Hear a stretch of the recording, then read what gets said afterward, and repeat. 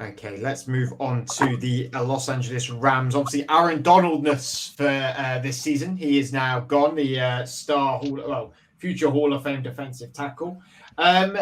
It was a slow season for them last year, Sky. They got to the playoffs, but they crashed out. But it never really felt... I mean, it felt exciting, with Puka Nacua at the start of the season, Kyron Williams as well. But I always felt like LA was sort of like the forgotten team last season. Do you think it's going to be more of the same this year, or do you think they're going to really bounce back? I don't know.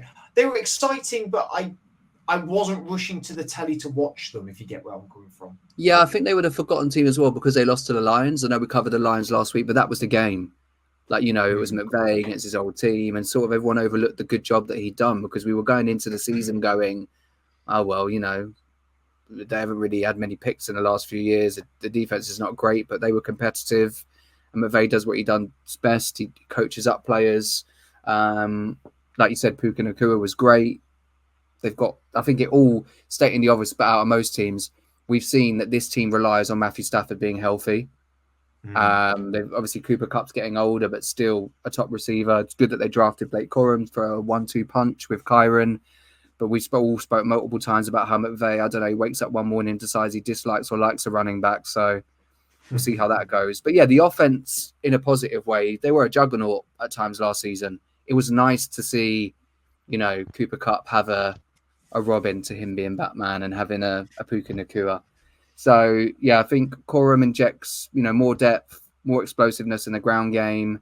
Most significant changes you mentioned on the defense is Aaron Donald leaving, but I think they still maximized those draft picks that they had. They didn't have a lot, but they got Kobe Turner, the defensive tackle, Byron Young at linebacker, and they also made some moves at corner as well. They brought Tre'Davious White over, who obviously, being a Patriots fan, know he's always done a good job over at Buffalo.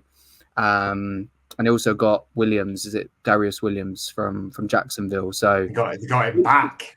Yeah, I forgot he was even there. He was there before, yeah. And even at tight end, they've gone and got Colby Parkinson. Now, whilst he's not a sexy, splashy tight end, he's probably one of the more elite run blockers.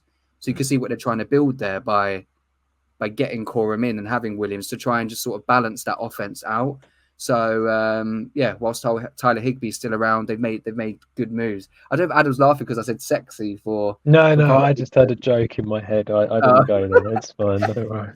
Sexy and splashy is one way to definitely describe it. And Adam, how much do you think Aaron Donald is going to be missed on this team? Because defensive captain, it all runs through him. He's a game wrecker. I mean, he takes out 3 offensive linemen sometimes, then blocking him on the gameplay. How detrimental is that going to be to the Rams? Yeah, it's going to be tough. Obviously, not having him there, he will. It would be impossible to come out and say that he's not going to have an impact, like with him not being there. So you have to feel it is.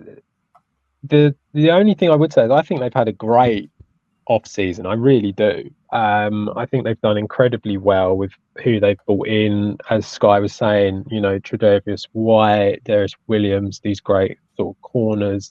Cam Curl, I think, is a good addition as well. When it comes to the rookies that have come in, I think Jared Verse and Braden Fisk, both from Florida State, are going to be brilliant. Cam Kitchens as safety in round 3, big-bodied, aggressive safety, I think is going to be great for them as well. They have lost a few players, not just Aaron Donald. They lost Shelton, they lost Fuller, they lost Witherspoon. All 3 of them played 93% of the snaps last year. So that's a lot of experience when you lose Donald as well. My sort of finishing remark on the Rams was similar to last year in respect of the team and the talent that was on the team. And now I feel that says quite a lot, because you've lost Aaron Donald and yet you're still similar to last year. And I think that's quite something that they've managed to be able to do that and be able to create maybe even potentially more of an all-round team with these guys that they've brought in. My ceiling from's 12. I think they really could do very, very well. The floor is 8 or 9. The reason the floor is 8 or 9 is that Matthew Stafford scares the hell out of me when it comes to him being your number 1 quarterback. he just gets injured now because he's just a bit older and he's had so many injuries. And it's like, even during pre-season, we've seen that he's had an issue, hasn't he, where he's missed some time. And that's great. That's fine for now, because it seems like it's not so serious and that they reckon he'll be playing in week 1, and so that'll all be okay. But what happens when that injury happens in like week 3 or week 4 and he's out, and you've got, I don't know, I mean, they've got Jimmy G, haven't they, now, who obviously can't play in the first couple of weeks because he's suspended, but like after that, it's a big drop.